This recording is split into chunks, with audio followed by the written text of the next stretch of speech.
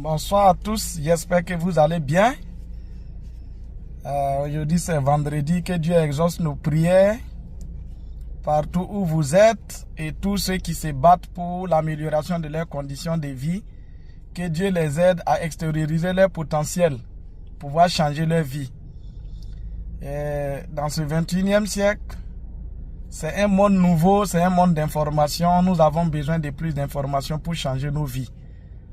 Et parfois, je vois sur les réseaux sociaux beaucoup de filles qui cherchent mari, qui publient, qui veulent des hommes avec une situation financière stable. C'est très bien, c'est très important parce que lorsqu'il y a les moyens, surtout financiers, la vie est favorisée. C'est très important. Mais force est de reconnaître que cette situation financière stable-là, quand vous regardez les jeunes dans vos quartiers, quand vous regardez le niveau de vie des jeunes, beaucoup se battent d'abord.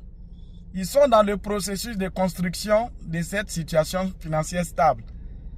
Et dans ce cas, comment voulez-vous que des gens qui se battent d'abord, ils vont être stables et c'est vous, ils vont venir prendre pour que vous soyez les femmes.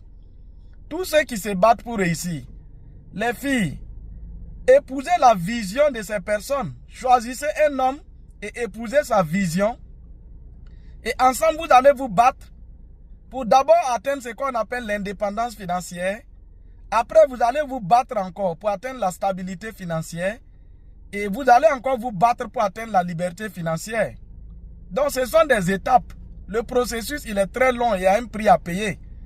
Mais quand vous voulez que des gens se battent, ils aient une situation financière stable, et c'est vous, il va venir prendre.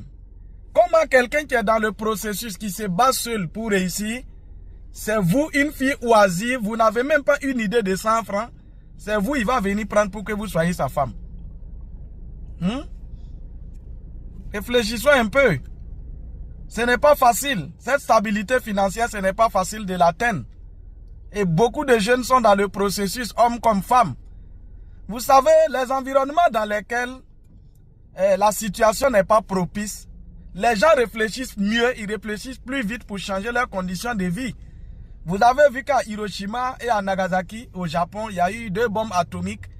Mais aujourd'hui, le Japon fait partie des superpuissances dans le monde parce qu'ils ont eu beaucoup de difficultés. Mais ici, en Afrique, la plupart des pays, toutes les conditions sont réunies pour qu'on réussisse. Malheureusement, c'est nous qui avons plein d'excuses. Partout où on les met, ils se jouent les victimes.